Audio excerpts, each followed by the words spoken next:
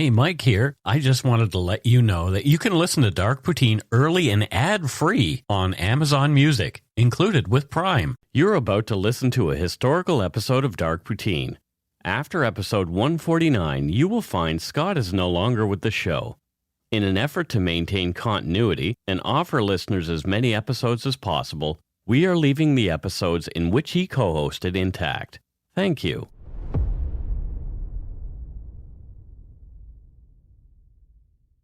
Hi, this is Bryce and Kyla from Meridicide Podcast. And you're listening to Dark Poutine, a podcast about Canada's creepier side with hosts Mike and Scott. Thanks to Bryce and Kyla from the Meridicide Podcast for that intro. Excuse my voice today because I have had a crazy cough for the last 3 weeks. Anyway, thank you again, Bryce and Kyla. We'll link to your show in our show notes. And Kyla pronounced Poutine correctly, as these folks are fellow Canadians. I happen to be a lazy fellow Canadian who just pronounce it the English way, Poutine. And that brings us to Welcome to Dark Poutine. I'm Mike Brown, creator and host. With me as usual is my good friend, co-host, sound guy, and receiver of death threats, Scott Hemingway. All of the above, yeah. All of the above. That's me. That is you. Yeah. Let's get to it. Dark Poutine is not for the faint of heart or squeamish, as our content contains mature themes, harsh language, and graphic descriptions of violent crimes. Listener discretion is strongly advised. We are not experts on any of the topics we present, nor are we professional journalists. The dark tales we tell most often take place within Canada and always include Canadians. The dark tales we tell most often take place within Canada and always include Canadians. So put on your toque, grab yourself a double-double and a Nanaimo bar. It's time to scarf down some Dark Poutine.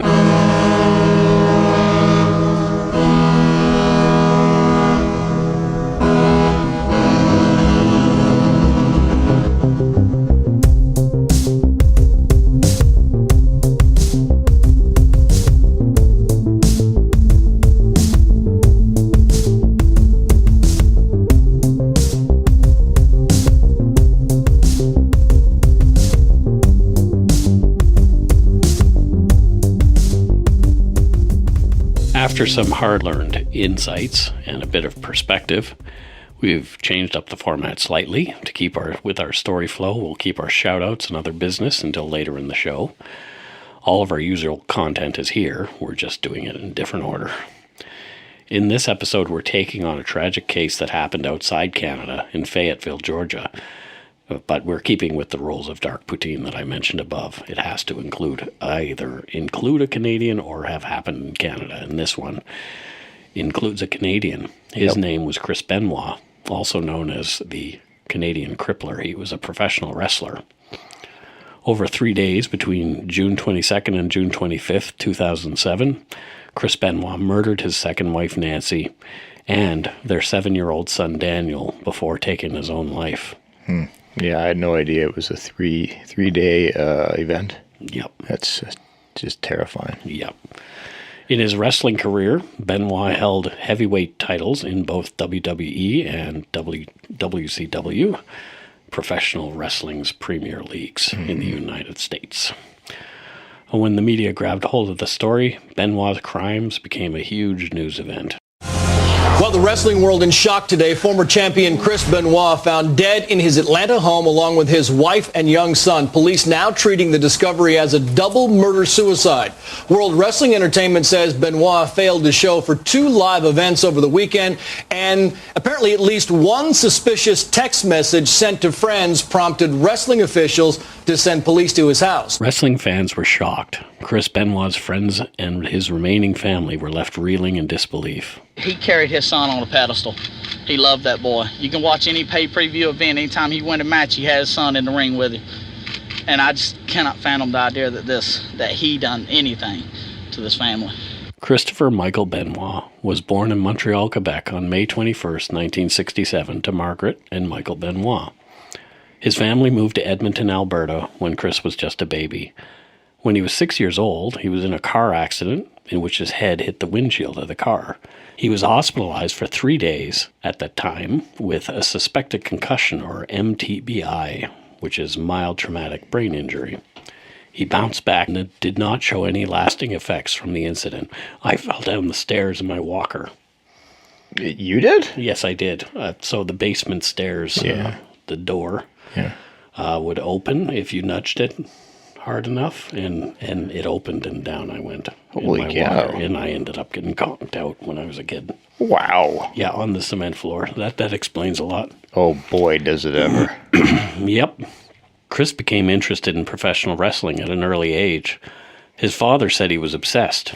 Chris watched Stampede Wrestling from Calgary on TV as much as he could. You remember Stampede Wrestling, Scott? Oh, hell yeah. Yeah. You mentioned something about your mom? Yeah, my mom grew up in Calgary and went to school with a lot of the kids from the Hart family, all 78 of them, or however many there were. There were a lot. Yeah. So Chris Benoit's future heroes were Bret Hart, who was probably one of those kids from the legendary professional wrestling Hart family, and Tom Dynamite Kid Billington, who went on to be half of the British Bulldogs championship tag team duo. Pro wrestling in those days was not as slick. Hollywood production that Vince McMahon later made it with the WWF, now WWE empire. At its heart, professional wrestling is a gladiator sport. In its glory days, it was gritty and bloody. They even bit each other. Mm-hmm. People were tossed out of the ring, faces were smashed against tables and turnbuckles, and folding chairs were crashed down on people's heads. Professional wrestling drew in the masses who were looking for a hero to worship and a villain to boo. Yep. Everybody loves a good heel. Oh, yeah. As a boy, I too watched wrestling at home in Nova Scotia every Saturday afternoon. Atlantic Canada's Grand Prix Wrestling was on our TV, and I loved it. I remember a wrestler named Randy Savage, who became the Atlantic Grand Prix Wrestling International Heavyweight Champion in 1978. It's a mouthful. Yes. He took the title from his real-life younger brother, Leaping Lanny Poffo. Remember that guy? Oh, I can't say I remember. I remember that name. It was always, I quite loved it. Well, both of these guys went on to be WWF superstars. Lanny became the Genius, and Randy, of course, we all very much remember him as the legendary Macho Man. Oh, yeah. Well, what is it? Bite into a Slim Jim? Or what did he say? I don't think it was either of those. There was something to do with Slim Jims. Sure. I don't know if it was bite into it. But. Well, anyway. There were others who stood out, too, in the Atlantic Grand Prix Wrestling, especially the Villains. Yeah, they're also cool. Villains? Yeah, I love the Villains. Yeah, Great family. Yeah, it's a good band. Yeah. Namely, the wild-haired, bearded, and crazy-eyed Cuban assassin, who I saw carried off a stretcher live in the Bridgewater Memorial Arena. What happened? Well, he was going to do like a dive off the corner. Yeah. And he slipped, and he bashed his balls on the turnbuckle. So Sweeney's ambulance had to come and him away. Sweeney's ambulance? Sweeney's ambulance. Well, because it was private ambulance services at that time. So you in Bridgewater, if you hurt yourself, it was either Wombats or Sweeney's that came to get you. Sweeney's came. Yeah, and Patrick Sweeney was one of the paramedics. This is very informative. It's a family affair. Let's get back to his smashed nuts. No. Anyway, yeah, he was really in pain. It did not look good. It might have been fake. I don't know. You know how wrestling is. I don't think they would take you off in a net, whatever. How do I know? Yeah, it was a different time. Speaking of a different time, here's one. One of the villains that I really dug was Karl von Krupp. Okay. Or Killer Karl Krupp. Mm-hmm. And he would goose step around the ring, giving the Nazi salute. And he subdued his opponents with the German claw. I call it the claw. Doing the German claw. Yes, his initials were KKK. I didn't make the connection at the time because I was just an innocent kid. Yeah. How do you think that would go over now, Mike? I don't think that would go so good. Well,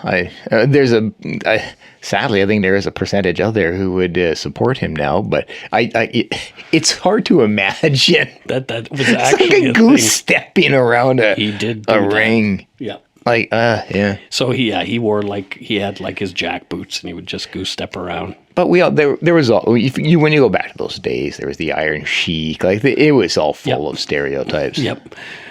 Well, it was a different era. Yeah. Carl, who was born George Momberg, he was originally from the Netherlands, obviously playing a character.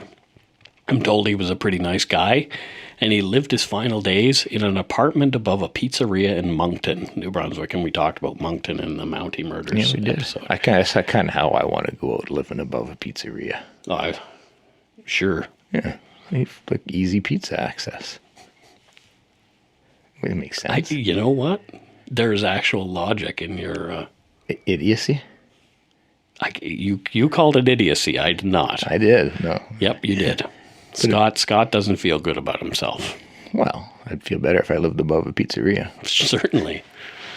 It's easy to see how an impressionable youngster could become obsessed with becoming a wrestler. I mean, you get to fly around, you get to hit your little brother. Yeah. Like all that kind of stuff. Which is all the stuff we love to do as children. Yeah. Well, minus the traveling around the world. But you know what I mean. Exactly. So Michael Benoit took his 12-year-old son, Chris, to his first Stampede wrestling match, where he saw his heroes live. He saw Bret Hart, and he saw the Dynamite Kid live. So no longer they were mythical figures on a TV show. They were actual folks that he could see right in front of him. Yeah. And from that moment on, Chris Benoit was possessed with the desire to be a professional wrestler. He got his first set of weights for Christmas that year. His dad, Michael, set up a weight room for him, and he spent every day in there from that point on. Fitness was paramount. He didn't eat junk food or go out and mess around much with the other kids. He just wanted to work out and fulfill his dream of becoming a professional wrestler. He played football too for about 5 years, but wrestling was his first love. Chris Benoit won awards as a bodybuilder and an amateur wrestler throughout high school. So he sounds like... He's very dedicated. Very, guy, very dedicated and driven. He was known as one of the hardest working wrestlers in the business. Yeah. Everything that I read about him, people thought he was a super hardworking guy. I'm the anti-him. Yes, you are. Yeah. Yeah. Yeah. I sustain myself basically off of Doritos and sour candies. Oh my God! You give me a sour suitor. You're skinny fat. I know I've said it before, but no, it's just fact. Yeah, it's fact. You are skinny fat. I embrace it. Yep. Anyways, back to. Although billed at 5'10", sources say he was really 5'8", which is short for a wrestler. Benoit had to compensate somehow. I guess we would never be wrestlers, either of us. No. Because we are rather minuscule. No. Steroids wouldn't help me at all. No. Height-wise, it's not going to do a thing. Maybe some tall boots. What could my wrestling name be? Scott, the Petite Hemingway. The Petite. Maybe. Oh, God. I don't know what I would be. Like Oompa Loompa or something. Wait, who's the killer that everybody says you can keep comparing yourself? Kemper. Yeah, Mike Kemper Brown. No, I'm not Edmund Kemper. Oh boy. So it isn't known exactly when Chris Benoit started to use steroids, but he started getting larger at this time, extremely. So some people believe it was actually in high school he began pumping himself full of drugs to make himself bigger. Like he won awards and that kind of stuff for bodybuilding. So I could see that. I knew some people who were pretty into synthetics and whatnot for weightlifting in high school. Yep, me too. Even in little tiny Nova Scotia. Yeah. Steroid use is well known to be widespread in the professional wrestling. There, I did it. Whistling. That's professional whistling? Yeah. No, Westling. That's the next shirt. Professional wrestling. So steroid use is well known to be widespread in the professional wrestling community by guys who couldn't keep up otherwise. Later records and a posthumous medical examination showed evidence that Benoit had been a steroid user, a very serious one. If you can't beat him, join him. Yeah. At 18, Chris Benoit drove from Edmonton to Calgary in his rusted Gremlin. Remember those? Oh, I sadly do. I love Gremlins. I'm old enough. Yep. There, he went to study professional wrestling with the legendary coach, Stu Hart, operator of Stampede Wrestling and father of both famed wrestlers Bret and Owen Hart. Yeah, Stu's an icon of Canadian wrestling, at least. But I would hazard to say professional wrestling. I would say. Yeah.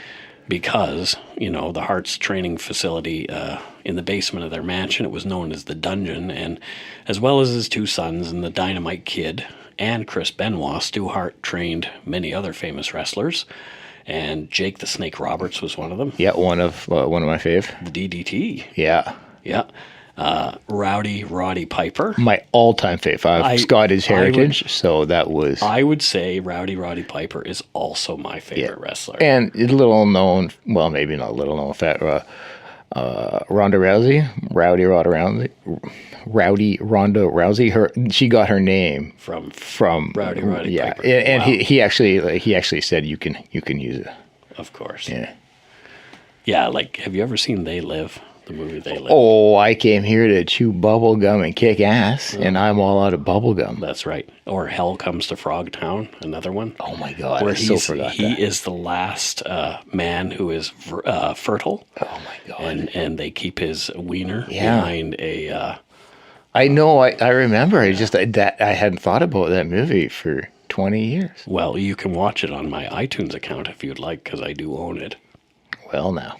How about them apples? Yeah, so as well as those awesome wrestlers, also the Honky Tonk Man, remember him? Oh, absolutely, yep.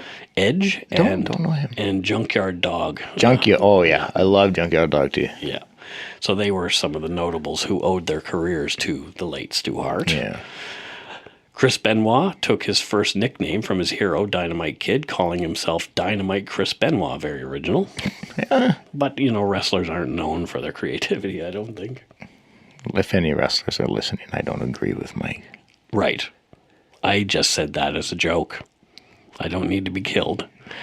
So anyway, Chris Benoit copied a lot of the Kid's moves too, but as he grew as a wrestler, he began to form his own confident persona and energetic wrestling style. So, like any artist, because I do believe it is actually an art, it's an entertainment art. Yeah.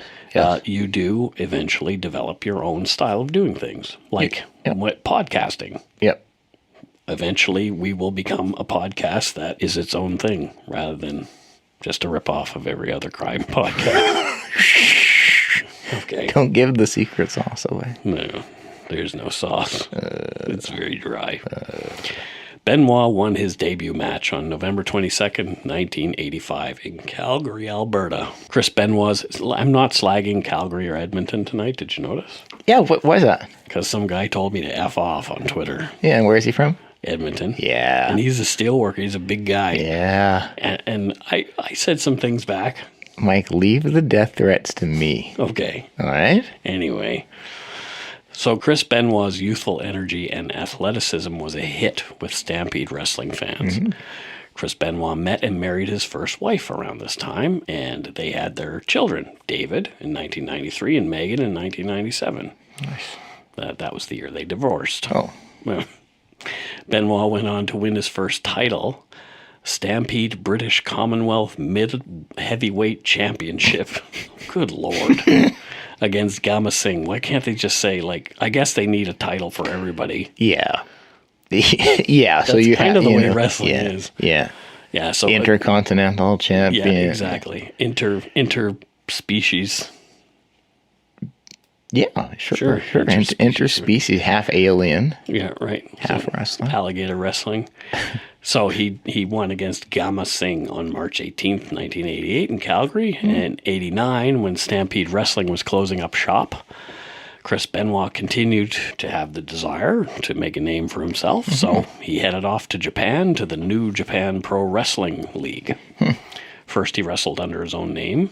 Then, wearing a mask, which he hated, he wrestled under the name Pegasus Kid, and I actually hate that name. That does not seem at all intimidating. No.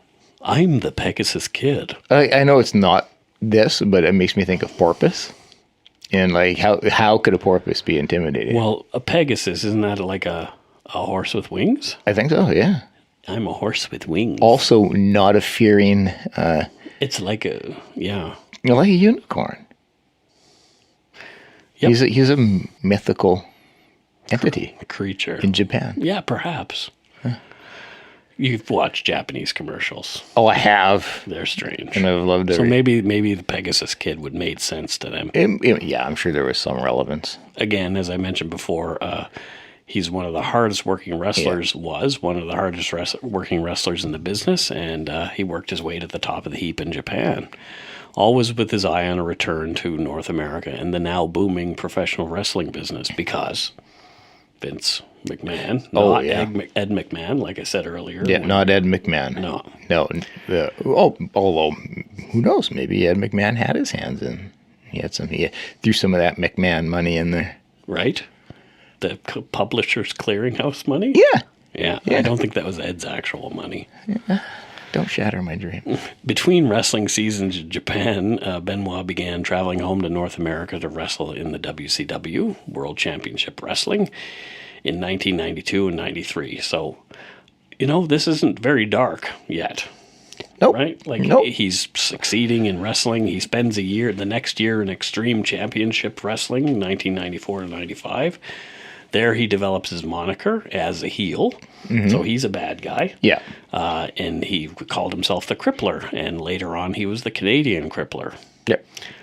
He developed his signature move, which was the Crippler crossface. So there's lots of Crippler in there. Yeah. Yeah. It'd be a shame if he actually never crippled any of his competitors. I don't think he actually did. Not really living up to the name. So, exactly. Yeah. He should be disappointed. Nothing was going to stop him. He wanted to succeed. In 1995, Benoit returned to the WCW in a work exchange with Japan Pro Wrestling. Again, the hardworking Benoit was part of the A stable and became a part of Ric Flair's Four Horsemen. Ric Flair, woo!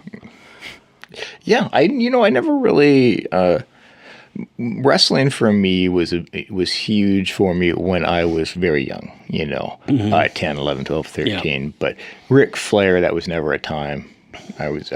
His reign, his time was not one where I paid attention. So. Yeah, well, I was older than you, and I was paying attention. I know his thing, like the woo. Yeah, that's about all I know. So the Four Horsemen played anti-heroes to the Macho Man and Hulk Hogan. Okay, I think people know who those people are. Absolutely.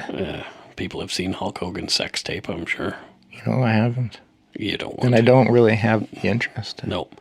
So part of the storyline included an on-screen feud between Kevin Sullivan, another wrestler, and an affair with Sullivan's on-screen valet and real-life wife, Nancy, who was known only as Woman. Okay. Again, very creative naming there. Yeah. Woman. I'm going to call you Friend. Friend? Hey, Friend. Hey, Friend. So anyway, interesting. The affair became a real one, as did the feud between Benoit and Kevin Sullivan off screen. Sullivan blamed Benoit for breaking up his marriage with Nancy in 1997. That same year, Chris Benoit and Nancy moved in together. On February 25th, 2000, their son Daniel was born. In November of 2000, Nancy and Chris Benoit were married. So they did a little backwards, but, they made an honest couple of it, I guess. In 2000 was also the year that Benoit left the ECW for the big show called the WWF at the time, World Wrestling Federation. They later renamed it to the WWE, World Wrestling Entertainment, which doesn't quite flow as much. But that was due to a dispute with the World Wildlife Fund. The animals won. They did, but not George the Animal Steele. He did not win. Remember that, dude? That's my era. That's my era. With his hairy back and green tongue. Oh, yeah. Oh, he was very hairy. Yeah. I think there was a myth going around that he was some sort of college professor, actually. Oh, I could believe it. These are characters. Yeah. Something tells me that's not true. Come on, man. I could have looked it up, but I didn't. Yeah, if anybody out there wants to do our work for us, Yeah, if you want to do Let us research know. for us, you go right the heck ahead. comment. In the late spring of 2001, Chris Benoit suffered a near career-ending neck injury. Neck injury. Yeah, neck injury. Yeah, that required his vertebrae in his cervical spine, those are the spine in your neck, Yeah. to be fused together. Oh, wow. Yep, so they put metal in there and fused it all together. The surgery and resulting recovery time required was almost a year, but Chris Benoit was an intense individual, and he was working out pretty much right away. As fellow pro wrestler and friend, Chris Jericho, the other Chris, wrestler Chris, I actually used to get these two screwed up. Oh, did you? Yeah, I did. So Chris Jericho said on his own podcast that Benoit didn't do anything halfway and was known to give things 1,000%. It's a lot of percents. It's a lot of percent. Benoit came back to wrestling with the help of good painkillers, and he came back with a vengeance in 2002. He won his first Intercontinental Championship as part of the SmackDown roster. Chris Benoit was on his way to the top. He wrestled in numerous pay-per-view events, including 2003 Royal Rumble and WrestleMania 19. But some cracks were starting to show. As his star was rising, the pressure was getting to the shy, somewhat socially awkward Chris Benoit. He was getting older, and he knew this wouldn't last forever. He still hadn't achieved his ultimate pro wrestling goals. Like he hadn't gotten the championship. Yeah. you And know? this is the wrestling life, whether we want to joke about it, it is a tough life. The constant looks travel, tough, the yeah. constant training, the constant injuries. It's a very grueling life. We used to yell at Leo Burke, who was a wrestler and no-class Bobby Bass outside the arena, and call them names and stuff because they were the heels. Oh, Mike. And I remember my friend Bobby Buston, no-class Bobby Bass, said he was going to bash his head in with his cane. Yeah. Wow. And Bobby told him to go sit in his hat, I guess. Wow. I'm not going to say what he said to him. Yeah. Anyway, yeah, so the wrestling life is tough. Yeah, So it yeah. does get to you after a while. It's impossible to not take a toll on you. Absolutely. So Chris and his wife started fighting a lot. And Nancy, in 2003, in a big fight, he pushed her against the island in their kitchen, and she was no stranger to this kind of treatment, as this was their third marriage. She filed a restraining order against Chris Benoit and also filed for divorce. But she later dropped both those when the two reconciled quite soon afterward. It's common, and I can't fault people. Yeah. It's common. It's a terrible place to have to be Yeah. in a household of violence like that. Yep. Some family and friends had taken notice that Chris Benoit's behavior was getting stranger and more violent outside the ring. Inside the ring, the violence is supposed to be Yeah, there, yeah. but it was also outside the ring.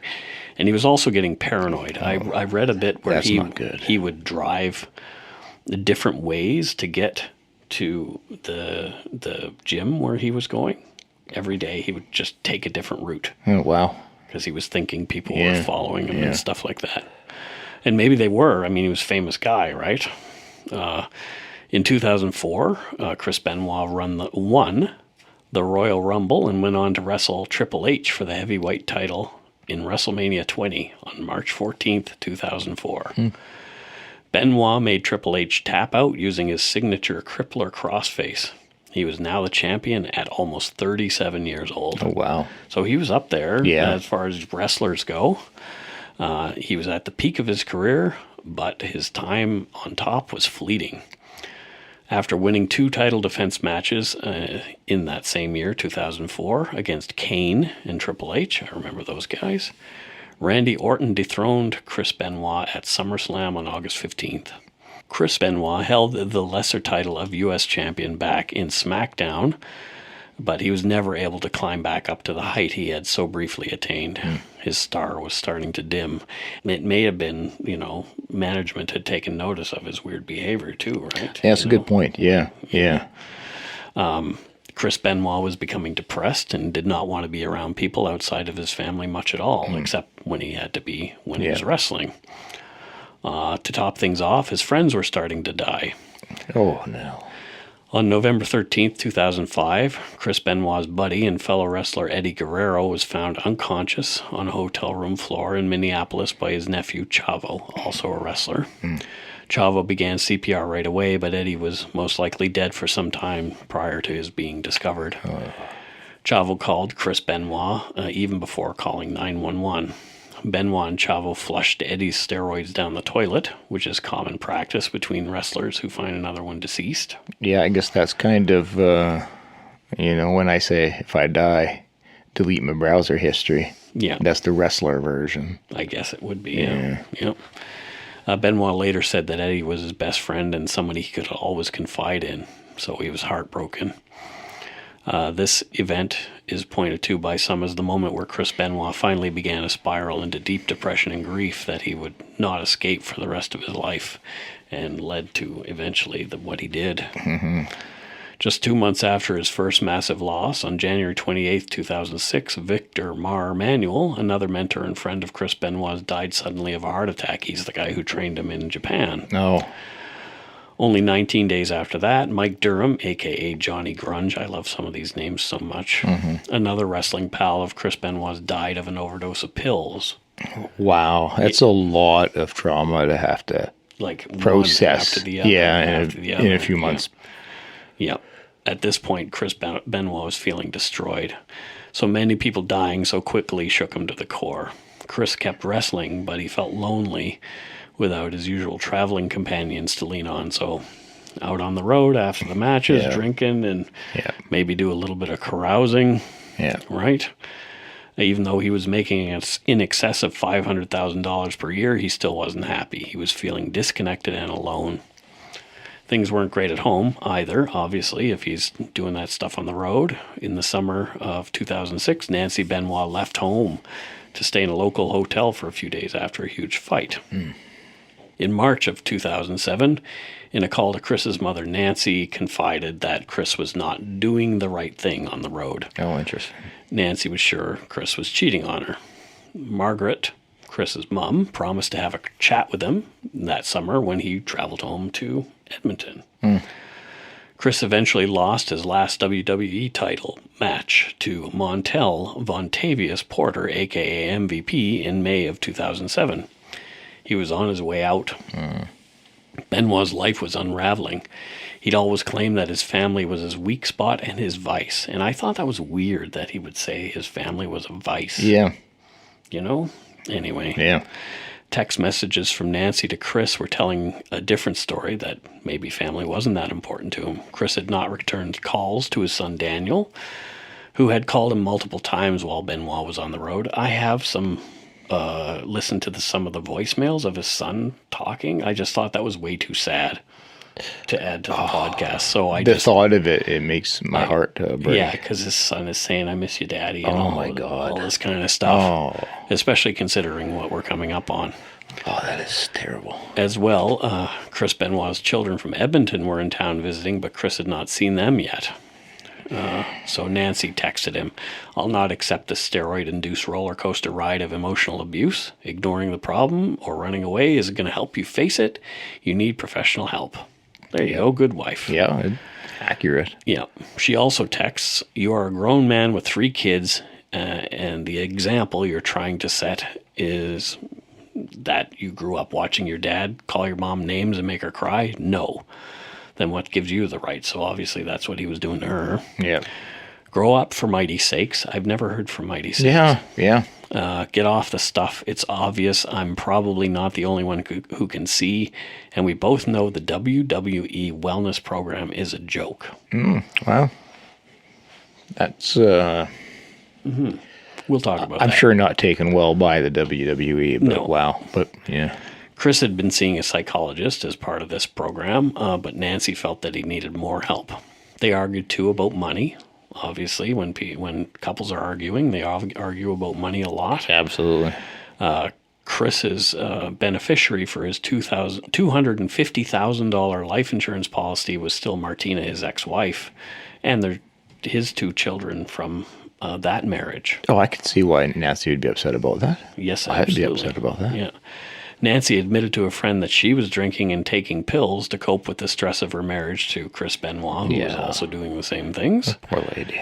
On June 11th of 2007, it appeared to the public that Chris Benoit had left the WWE for his old home, the ECW, in a draft. But in reality, he was being forced out. The text message fight between Chris and Nancy Benoit continued.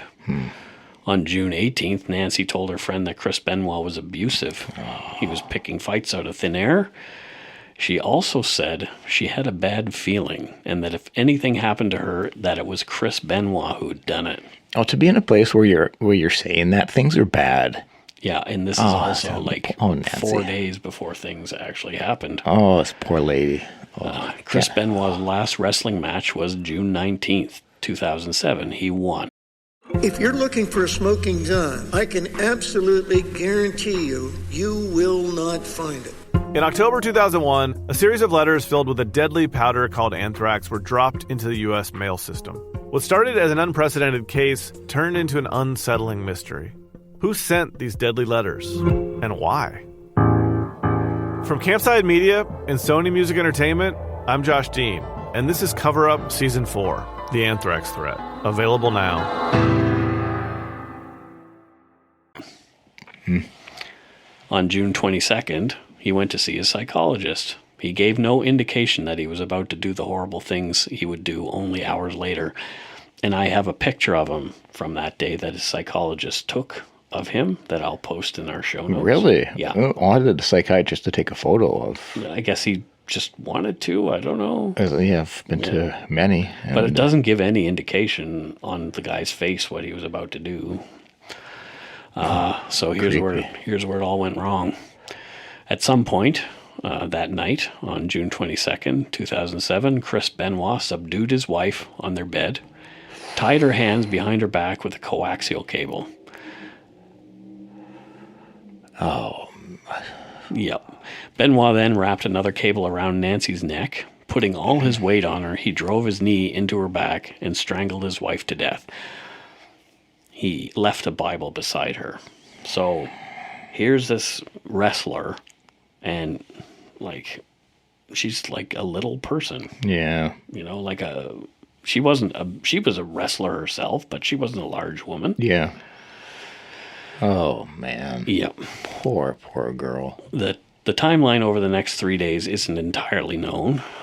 Chris Benoit made phone calls and text messages to his friends and said some weird things in text messages, and he said that he wouldn't be able to make the flight to go away for the next wrestling event, and he lied to his neighbor that Daniel and Nancy had food poisoning and the whole family was taking it easy that day. So that's why Nancy couldn't come to the phone, I guess.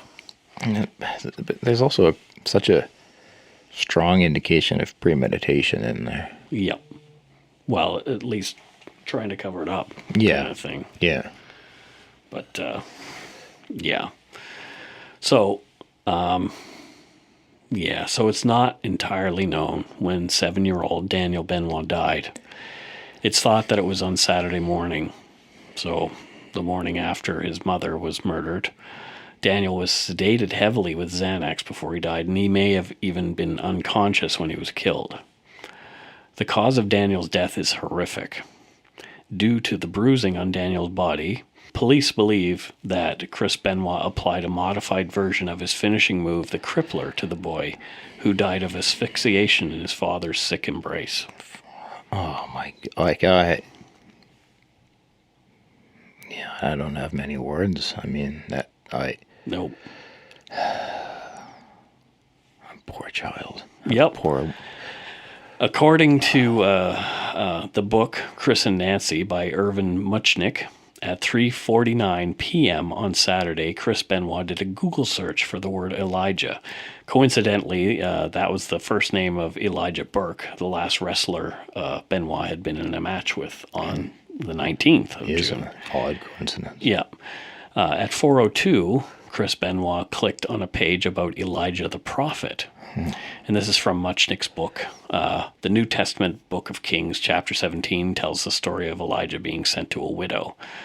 And the son of the widow dies, and Elijah takes the child from his bed and stretches the child out, on his own bed.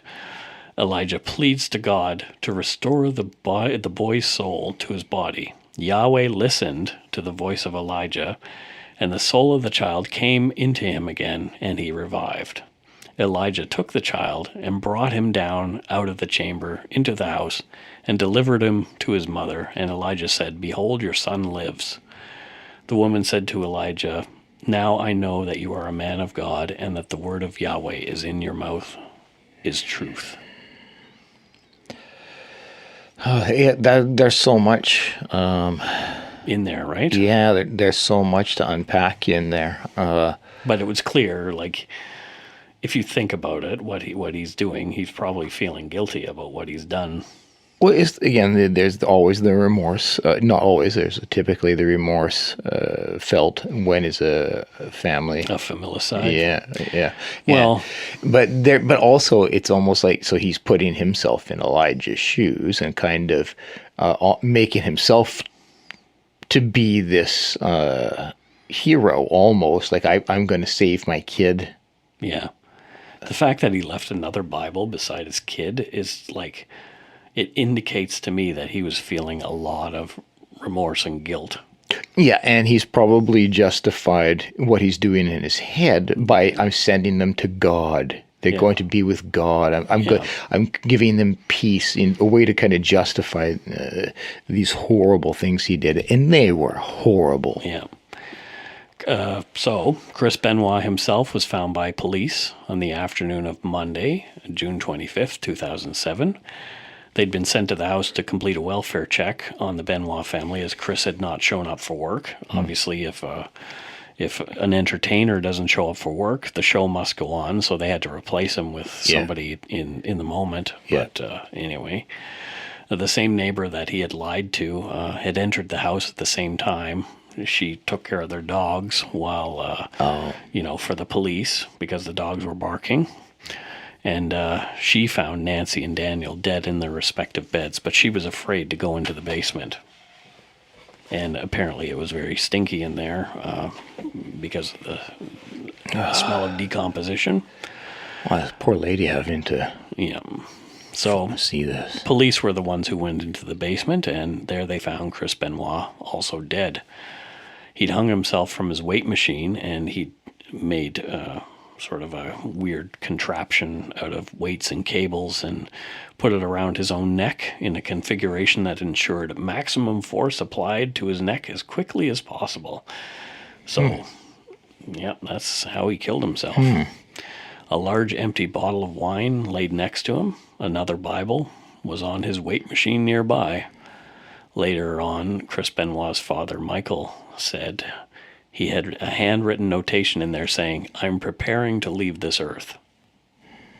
You're a fucking coward is what you are. Yeah.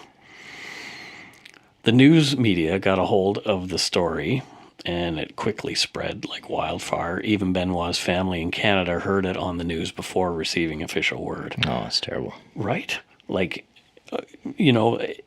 Yesterday, at this recording, yesterday was when the 17 kids were shot in Florida. Yeah. And that was a terrible thing. But typically the news will refrain from giving names of people until it's been reported officially by the police. Yeah. But interestingly, I think it is because how salacious it is that it is an actual famous person that they will say, yes, this is that guy. Do you know what I mean? Yeah. So they all want to get ahead of everybody else, and they will out that a famous person has passed away. Well, even before his family or her family can be notified. Yeah. It's tragic. Yeah. It's tragic. It also speaks to how without conscience sometimes the media can be. Yeah. And I'm hoping we're not lumped into that ever. Well, everything we talk about's already happened. Right. So I don't think we're spoiling anything. Yeah, I don't think so. So anyway, his dad frantically called the house, hoping that a police officer would pick up and tell them what was going on. Nobody picked up. They would have to wait until later that evening to learn that their son was dead. According to an affidavit obtained by the DEA, from the DEA by thesmokinggun.com in 2007, and now this is interesting, Benoit was an excessive purchaser of injectable steroids who, over the past year, was prescribed a 10-month supply of anabolic steroids every 3 to 4 weeks by a Georgia doctor. Holy shit. Right? So 10-month supply every 3 to 4 weeks. Wow. So if he's not using it, is he selling it? Or is he providing it to friends? I don't think there's, what's the benefit of him selling it? He's wealthy. Right? Making $500,000 a year? Yeah. Yeah. But, so here's one of the theories. So it was heavily reported for a time that Chris Benoit's son Daniel was born with Fragile X syndrome. And Fragile X syndrome is a genetic condition that causes a range of developmental problems, including learning disabilities and cognitive impairment, and actually small in stature as well. Mm-hmm. It was presumed that Chris Benoit had been injecting Daniel with human growth hormones as a treatment for Fragile X. However, toxicology results on Daniel debunked this theory. Oh, good. And Daniel's Fragile X diagnosis was also suspect. Okay. Chris Jericho talked about that early on. He was one of the ones who talked about Fragile X syndrome initially, and then he backed off on that later on. Oh, okay. Yeah. But that's one of the things that the media, again, grabbed a hold of was this Fragile X thing to make it more salacious that, you know, it's not bad enough that a young child is choked out by his wrestler father. It has to be a child who was developmentally delayed as well, because it makes it worse, and if it bleeds, it leads, right? Yeah. So it sells more Tide Pods for people to eat. Interesting combination. Yeah, I'm sorry I had to go there. You did. Chris Benoit did have elevated levels of testosterone in his own system, and is presumed that this was to combat testicular damage he had suffered after years of steroid abuse, which was also indicated in his autopsy, which I read his autopsy papers. I have that, and I'll post that in our show notes as well. 2 boxes of testosterone, 200 milligrams, were in fact found in the house by police. Nancy Benoit's sister, Sandra Toffolini, felt it was more than just steroids. And on Chris Jericho's podcast, she said, "I think that drug abuse, was a huge contributing factor to what happened. The autopsy said so. I had seen it prior to that. The alcohol and medication, not just the steroids, but everything else that had been going on. It was a huge factor." So in fact, police found a lot of other drugs in the Benoit home. And this is also from Muchnick's book, Chris and Nancy. There was carisoprodol, which is Soma, a muscle relaxer, Lorcet, hydrocodone, a narcotic pain reliever. And we know the problems that has caused over the past years. Alprazolam, Xanax. It's easier to just say Xanax. Which is used to treat anxiety and panic disorders. Naproxen, an anti-inflammatory drug. Ambien, a sedative or sleeping drug. And sertraline or Zoloft, and Cymbalta, both antidepressants. So that's quite a mix of things for... It's an extreme amount of... for people to be putting into their systems. We don't know if they were all taken in combination, but there's some mixes in there that are just shouldn't happen. Yeah. They just shouldn't happen. Well, Nancy, the toxicology results for her, they weren't as conclusive as they could have been because she had been decomposing for a couple of days prior to being found. But they did find her blood alcohol level to be 0.18, so she was quite drunk. Also present was hydrocodone and Xanax in therapeutic levels. So you've got painkillers, you've got alcohol, and you've got anti-anxiety medication in one person. All at the same time, and not recommended, right? then we don't know if Chris Benoit administered all that to her to calm her down, or did they get drunk together? What happened? We don't know, because nobody really knows what happened. Yeah. These same drugs were found in Chris Benoit's system as well, in the same levels, and he was also drunk when he did himself in. Chris Benoit's dad, Michael, agreed to have Chris's brain released to Chris Nowinski, a former wrestler who heads up the Sports Legacy Institute, and they study the effects of brain concussions on wrestlers and other athletes. Yeah. My cousin Peter actually is a psychologist at the University of Waterloo, and he also studies this. Oh, wow. Yeah, he's written a paper on how oxygen, if you exercise immediately after a brain injury, like a concussion, your brain will rebound faster. Oh. It's interesting, and that's the activity of more oxygen to the brain. Mm-hmm. Oh, okay. Yeah, but anyway, when Chris Benoit was alive, he was friends with Nowinski, and he told him that he had more concussions than he could remember. And he said that his brain would be a perfect specimen for this study at some point. Foreshadowing. Yeah. So Michael Benoit, Chris's dad, agreed that, let's send it here. Yeah.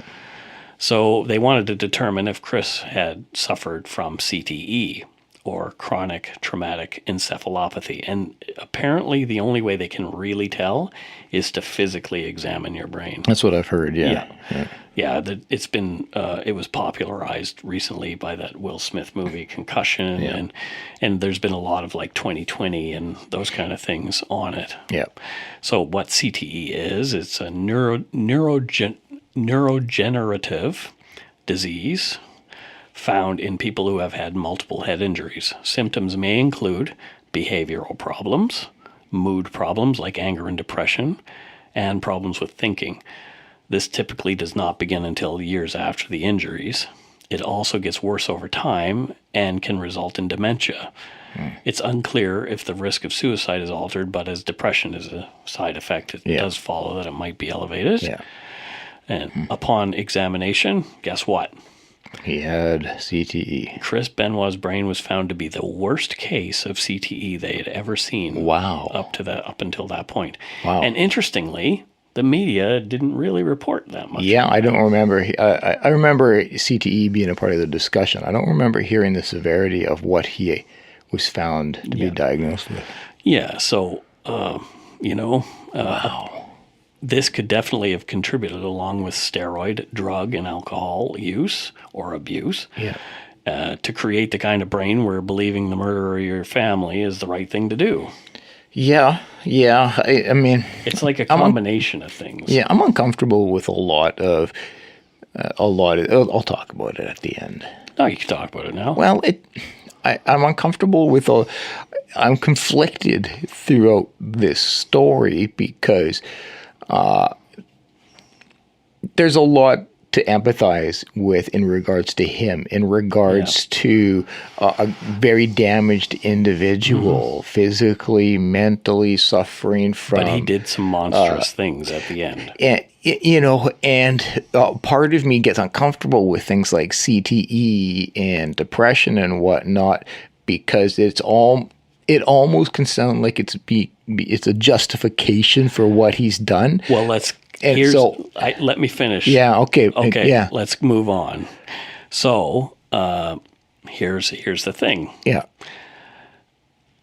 The doctor said, the specialist said, that if Benoit had gotten treatment earlier, he could have avoided further injury and his brain might have recovered. So there's where his responsibility for this lies. He knew that he was getting sick. He knew that he was having problems. He was talking to the guys from this institute. Yeah. So he knew that this was a problem. Yeah, but and there's another, like I can, I remember talking to you about, my bouts with depression and how it's tough because you'll know what needs to be done to get better. So he would know that, but you're unable to, because it's the thing that you need to rely on you're- is the thing that's broken. Exactly. That's the way I explained it to you, I think, when you were really having a rough time, is that you are trying to fix the thing that's broken with the tool that is broken. Yeah. Which it makes it extremely difficult to, But yeah, there you go. But so there were actions that he actually could have taken. Yeah. And, he told his dad he didn't want to retire. He was making too much money. It was too attractive for him to stay in the wrestling game. Yeah, for sure. So Michael Benoit, Chris's father, said in an ABC News piece about Chris Benoit's CTE, he said the following. Everyone is pointing to steroids and drug abuse. It's my feeling now that it's much more than that it's brain injury that has been causing these problems in the wrestling community. So over the years, since Benoit's death, he's been effectively removed from all archival footage by the WWE. They don't even speak his name. Yeah, understandable in my opinion. Vince McMahon said he was a monster. Yeah. Wrestlers continue to die way too young. And here's the thing. So this is what gets me, is where is the responsibility of these wrestling organizations or the NFL or the NHL, all of these places that can do something to prevent these traumatic brain injuries that rarely would lead to a murder, right? Yeah. Maybe there was psychological things going on with Chris Benoit that we aren't privy to. Yeah. Maybe there are other things in his life that led him to be that kind of person, but it's interesting how it was this perfect cocktail of things that... And you even remove the component of violence and whatnot. Like, the individual themselves, like, when you look... Because it's massive. CTE is a huge concern now. You got the NFL. We talked about that concussion movie. Yeah. You've got UFC, MMA. It's being talked about quite a bit in the MMA world. You look at guys like Gary Goodridge, one of the old school guys from Canada, but like he's dealing with some pretty serious life altering effects from brain trauma. Yeah. But a lot of these organizations and leagues are going to be they're going to be resistant and reluctant because... Why is that, Scott? Well, because it means that sport has to change. When you start to say, yes, wrestling is going to highly likely to damage your brain. Getting bonked over the head with a chair. You remove these components. You remove tackles from football. Right. You remove striking from MMA and boxing. What are we watching then? Exactly. Yeah. And so there's going to be a reluctance, and part of it conscious, sure. Part of it also lying to yourself for sustainability's sake as an organization. Sure, it's that whole. It was a really big check, and I could, it's like psychopaths at the level of CEO kind of thing. Yeah, and so I want to be optimistic and say that. We'll combat this, and we will. We will find ways to combat. You are seeing the NFL implementing a lot of new concussion protocols and whatnot. But the reality is, to prevent these things, you prevent high impact. Yeah, and that's not going to happen. Pretty boring. Yeah, as a die-hard MMA fan, selfishly, I don't want to see that. I don't want to see that become patty cake. Yeah, fair enough. And so, but yeah, I guess it gets to a whole greater culture issue. What do we want? Are we going to allow these things to be taking place for our entertainment? Yeah. Yep. So before we go, we have 7 new patrons. It's great. In our Patreon to give shout outs to. Jackie L. Thank you very much for your pledge. Thanks, Jackie. I don't know where you're from because typically people have to leave like an address after the $2 level. So that's how I know where everybody's from. But stalker. Yeah. But yeah, Jackie, let us know where you're from. Just send me a message on Patreon, and we'll give you another shout out, a proper one. What is she's not from Earth? I'm certain that she is. If our podcast is playing in Venus, it's not showing up on our stats. But they talk about growth as a podcast. We've actually done pretty well. There's podcasts that are nominated for awards in the Canadian Podcasting Awards. Yeah. They have far fewer downloads than every episode of ours. You know what I'm going to attribute it to? What's that? My gentleman voice. Thank you to Erica B. from North Vancouver. She helped us with the music from our Halifax explosion episode, and she's also active in our closed group. Yeah, Erica's awesome. Yeah, she's pretty cool. Yeah. I was super surprised that she reached out to us and offered to get that music for us because it turned out pretty cool. Yeah, and I've had some chats with her. She's just an awesome person. Cool. Yeah, big fan of hers. Thank you to Key S from Encino, California. Like Encino Man. Wow, wow. She wowed us with her pledge coming in at more than our top level of $10. What? Right? That is so awesome. And I was messaging with her today. Yeah. And I told her that we were going to give her shout out today. And she said, don't be too quick to thank me because every podcast that I endorse ends up falling on its face horribly. Which is probably what's we're going to buck the trend. Well, yeah. We're going to buck that. Well, we have a lot of female listeners, and we may not have any because we just talked about wrestling for a whole. Don't worry. The next episode, it's all going to be about Ryan Gosling. Oh, God. It's just going to be a puff piece of Ryan Gosling. Ryan Gosling. Yeah. We're actually just going to play the audio recording of The Notebook. No, we're not. Yeah, the women, they'll come back.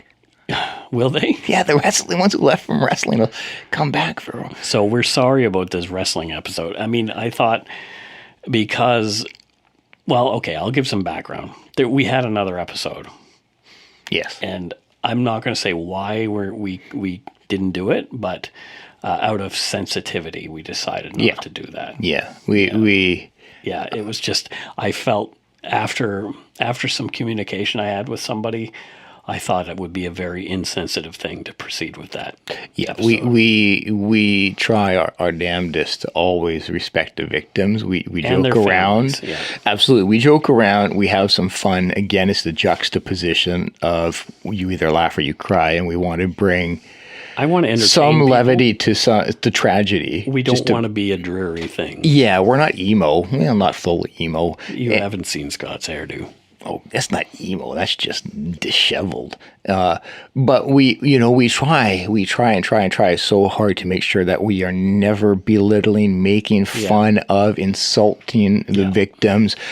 We don't mind going after the perpetrators, the criminals, because they're typically disgusting pieces of shit.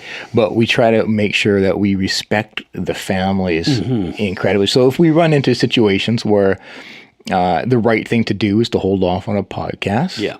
We'll give that some serious consideration. Maybe we will do that episode one day. Yep.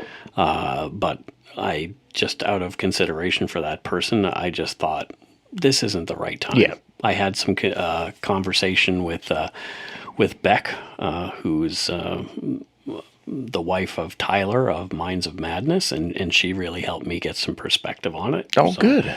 Yeah, she was very helpful with that. So thank you, Beck. And Mind of Madness, they are nominated for the Canadian Podcasting Awards as well, and they're nominated in pretty much every friggin' category there is.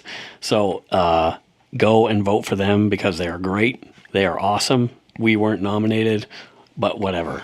We're babies. We're babies. We're babies. But go vote for them. Do it. Them. Yeah. And Christy from the Canadian True Crime Podcast is nominated in the same category as Tyler and Beck's podcast, Mind of Madness. Fight. So I think they're probably voting for each other because they're that cool. Yeah. Probably. They are those kind of, both of them are those kind of people. So we hope that you guys win and the other guys don't. Well, I don't know. Everybody wins. It's Canada. And we'll apologize for losing. Yes, exactly. Or winning. Right, exactly. So also, thank you to Jessica G.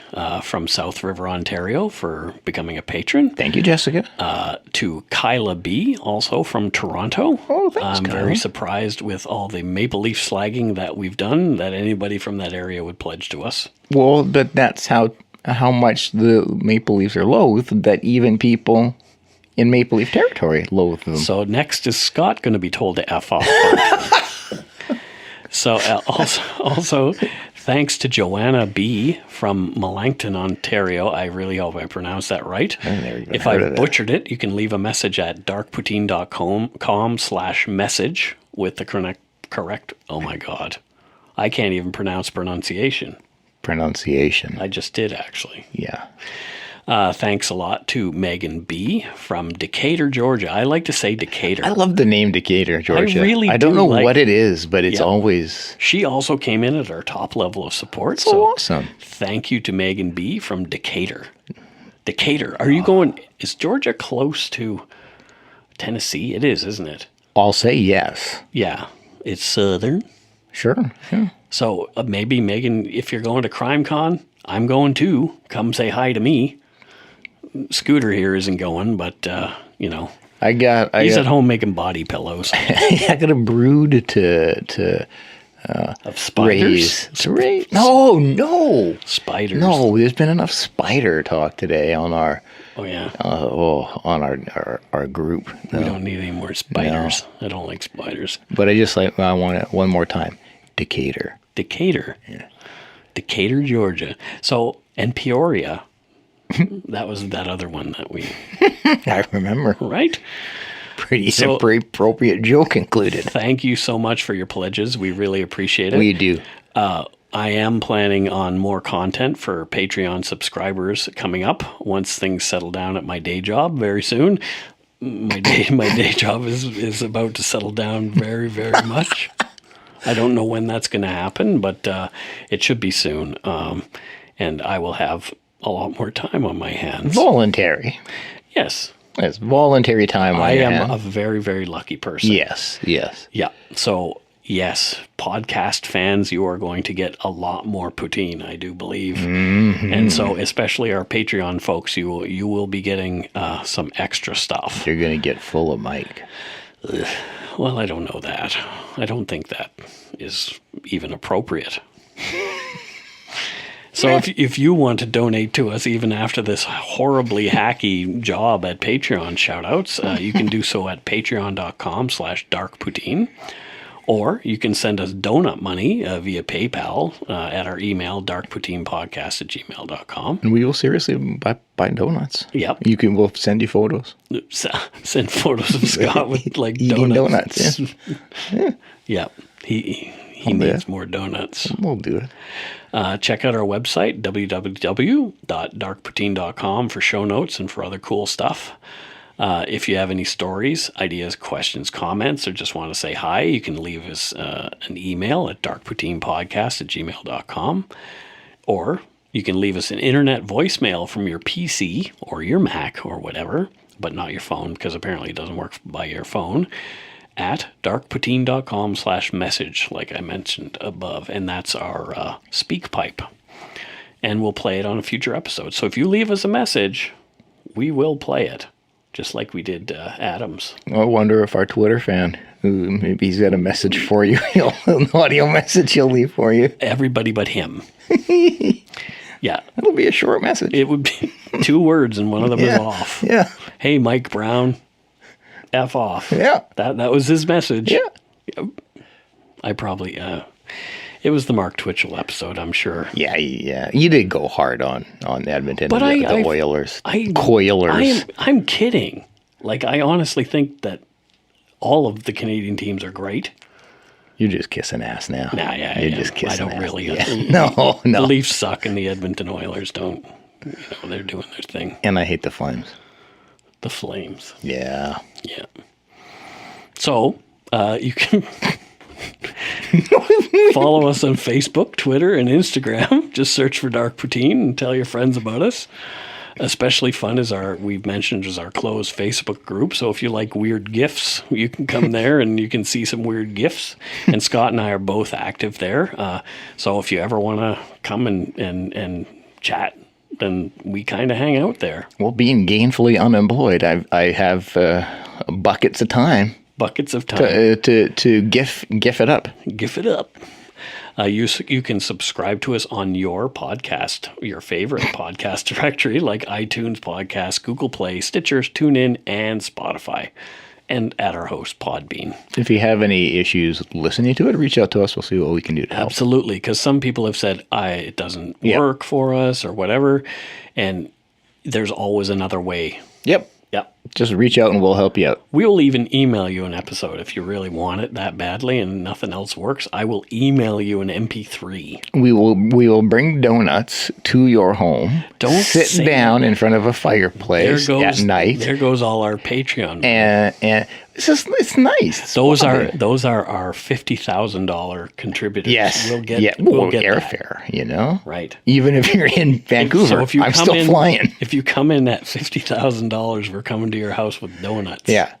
I actually would do that. Good God, I would do that. If somebody gave us $50,000, I would so go to their house with donuts. Yeah, I would give them a toque. A toque? I would hand them a double. Yeah. And an Nanaimo bar. Yep. So they could scarf down some actual dark poutine. And we could all sit on a bare rug in front of a fireplace at night and eat donuts while listening to the podcast. Yep. For $50,000, but that's all it costs, folks. I think we're about to become millionaires, Mike. $50,000, and we're coming to your house. Millionaires. Oh, we could even wait a minute. We don't even have to play the podcast. We'll do the podcast. Yeah, but you can't edit me live. No. I mean, not record it, like a personal podcast for them. Well, that's what I'm saying. That would mean that I would have to read and not be an idiot. Yeah. Yeah, good luck. For $50,000? Okay. Yeah, I think you could do it. I'll do it. Okay. Cha-ching! So lots of you have left 5-star reviews and comments on iTunes. We still have that one 4-star review that just kind of put a little bug up my butt. It's interesting how people are so nice. So many people have given us this 5-star reviews, and I focus on that one. That's how life is, man. That's how life is. Anyway, every little bit helps. We appreciate anybody who is still listening, even after our idiocy. Get that fireplace warmed up. Get that fireplace warmed up and send us $50,000. Oh my gosh. Well, maybe Bill Gates is a listener and he wants us to curl up with him. And well, I hate there is this specific Bill Gates price though. I don't want to know what that is. It's substantially higher. Oof. Yeah. Every little bit helps. It does. Thanks, folks. Don't forget to be a good egg and not a bad apple. Thank you for letting us fill your ears with some more Dark Poutine. Bye-bye. Bye.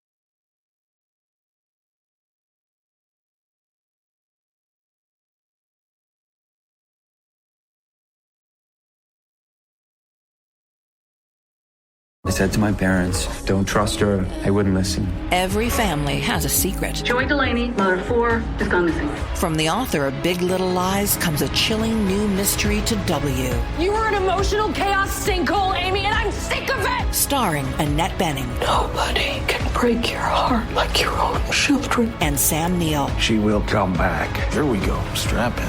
Apples Never Fall. All new Thursdays only on W. Stream on Stack TV.